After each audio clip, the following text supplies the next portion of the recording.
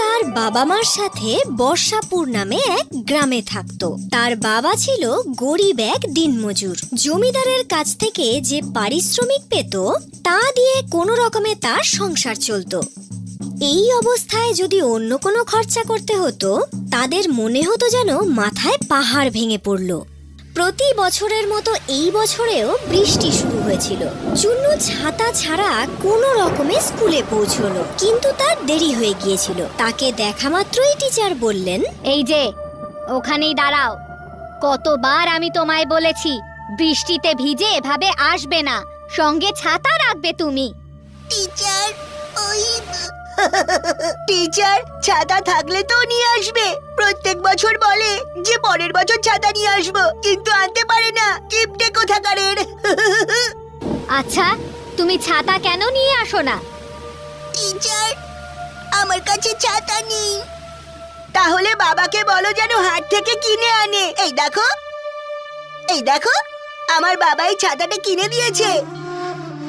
যেটা বলছি, তোমায় এভাবে ভেজা অবস্থায় আমি ক্লাসে আসতে দিতে পারি না।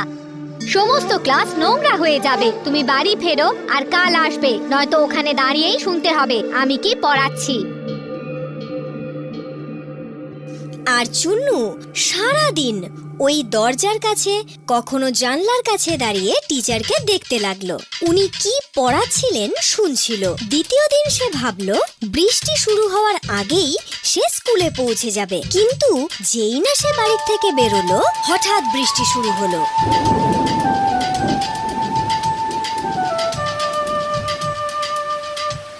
বাবা, আমাকে ছাতা কিনে দাও না। অবশ্যই কিনে দেব বাবা, সুন্দর ছাতা কিনে আনবো।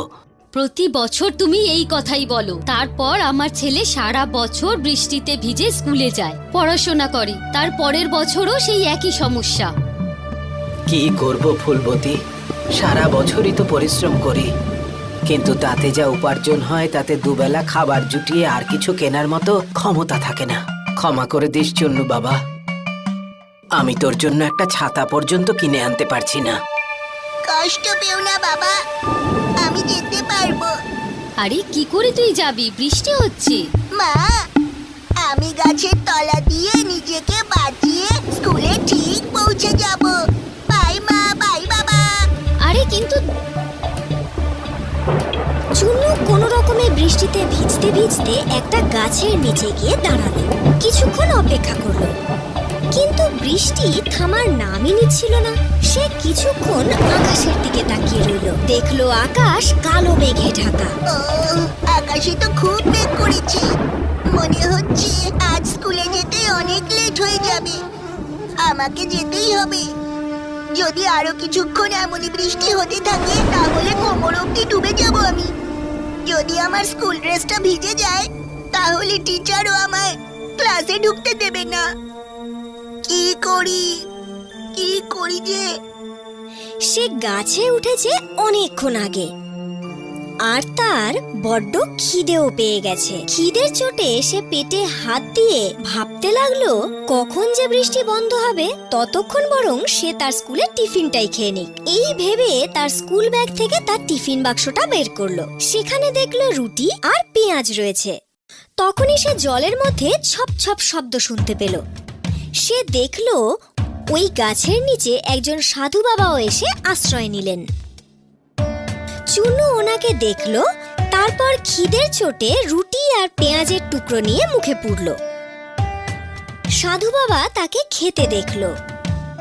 চুন্নু আবার খাবারের টুকরো নিয়ে যেই না মুখে পুরল, দেখলো সাধু বাবা তাকে দেখছে। ও তৃতীয়বার যখন আবার খাবার মুখে পুরল, সাধু তখনও তাকে দেখছিল। সাধু তার দিকে তাকিয়ে আছে এই দেখে চুন্নু তাকে বলল, বাবা, খাবেন? সাধু বাবাকে কিছু খাওয়ালে তোমার কল্যাণ হবে পুত্র। আজ সারাদিন বৃষ্টির কারণে কোনো ভিক্ষা জোটেনি। অল্প কিছু কেন খাওয়াবো? আপনি দুটো রুটি খেতে পারেন, কিন্তু রুটির সঙ্গে কোনো সবজি নেই, শুধু দুটো টুকরো পেঁয়াজ আছে। যখন খুব খিদে পায় তখন যে কোনো খাবারই অমৃত মনে হয় পুত্র। এই নিন। কিন্তু তুমি এই গাছের ডালে কেন বসে আছো বাবা? স্কুলে যাচ্ছিলাম বাবা, কিন্তু বৃষ্টি জোরে পড়ছিল। গাছের এই ঘন পাতার মাঝে বাঁচার জন্য এখানে বসে পড়লাম। ছাতা নেই তোমার কাছে? না বাবা, বাবাকে বলেছি কিনে দিতে। উনি বললেন যে আমায় উনি কিনে দেবেন।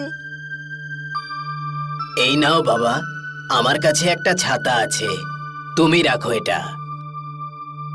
আরে এ কি বাবা, ছাতা থাকতেও যে আপনি বৃষ্টিতে ভিজে ভিজে যাচ্ছেন। আমাদের সাধুদের ছাতার কি প্রয়োজন? আমরা সাধুরা ছাতা নিয়ে কি করব?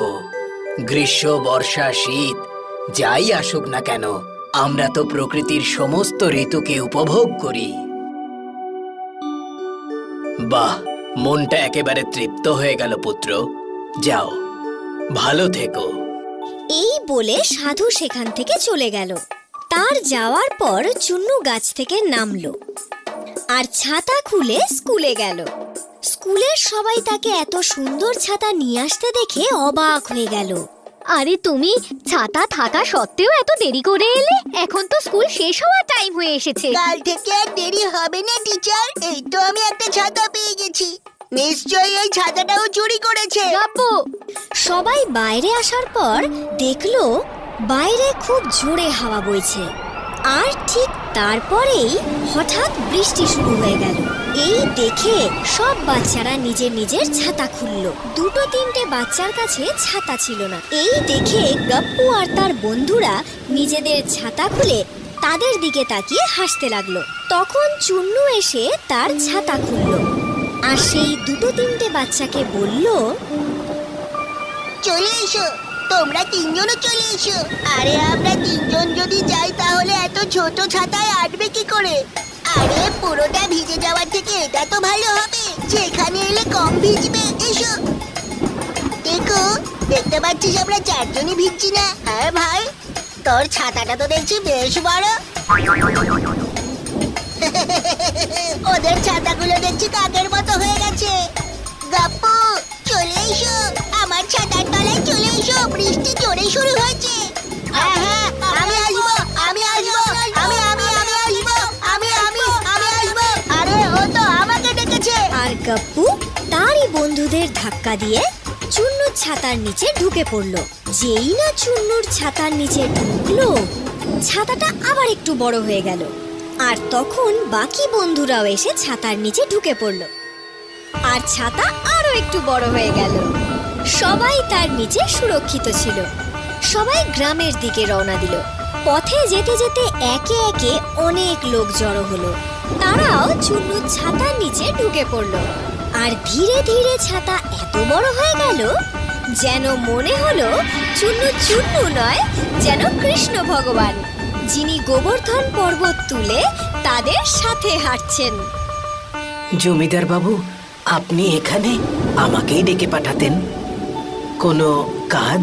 আমি শুনলাম তোমার ছেলের কাছে এত বড় ছাতা আছে যে সারা গ্রাম সেই ছাতা মাথায় দিয়ে বৃষ্টির হাত থেকে বেঁচেছে। না তো, এই দেখুন, এটা তো খুব ছোট একটা ছাতা। একজনকেই শুধু বৃষ্টির হাত থেকে বাঁচাতে পারে। সেটা কি করে হতে পারে? আমি তো নিজের চোখেই সবটা দেখেছি। দেখলেন তো কত ছোট একটা ছাতা? কিন্তু আমি তো দেখেছিলাম।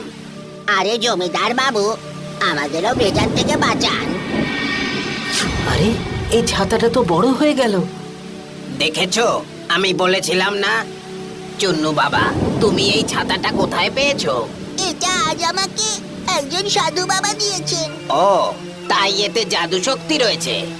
এটা দিয়ে তো আমরা সারা বছরের জন্য জল সঞ্চয় করতে পারবো। কিভাবে জমিদার বাবু? এর নিচে যত মানুষ এসে জড়ো হবে, ছাতা ততই বড় হতে থাকবে। আমরা আমাদের গ্রাম আর নদীর মাঝখানে চুন্নুকে এই ছাতা নিয়ে দাঁড় করিয়ে দেব। তারপর এর নিচে চুন্নুর একদিকে জলাশয় পর্যন্ত, অন্যদিকে নদী পর্যন্ত গ্রামবাসীদের দাঁড় করিয়ে দেব। তাদেরকে বৃষ্টি থেকে বাঁচানোর জন্য ছাতা নদী থেকে জলাশয় পর্যন্ত বড় হয়ে যাবে। তাহলে যত বৃষ্টির জল সব ওই জলাশয় আর নদীতে গিয়ে পড়বে। সারা বছরের জলের সমস্যা এভাবেই মিটে যাবে। আর চুন্নু সেটাই করলো যেমনটা জমিদার বলেছিল। আর সত্যি সত্যি বৃষ্টির জল ছাতার মধ্যে দিয়ে গড়িয়ে একদিকে পুকুর অন্যদিকে নদীতে পড়লো। আর এই ঘটনা রোজ ঘটতো। যখনই বৃষ্টি হতো নদী আর পুকুরই শুধু ভরতো না, সেই জমিগুলোকেও বৃষ্টির জল থেকে বাঁচানো যেত যেগুলো বেশি বৃষ্টির জলের ফলে ক্ষতি হতে পারে। এরপর সমস্ত গ্রামবাসীরা চুন্নুর প্রশংসা করতে লাগলো। বাবা, কত বছর ধরে তুই একটা ছাতার জন্য কষ্ট পেয়েছিস, এখন দেখ তুই এমন ছাতা পেয়েছিস যা শুধু তোকেই নয় পুরো গ্রামকে রক্ষা করছে। আমাদের স্কুলে পড়ানো হয়েছিল বাবা যে সব ভালো যার তার শেষটাও ভালো।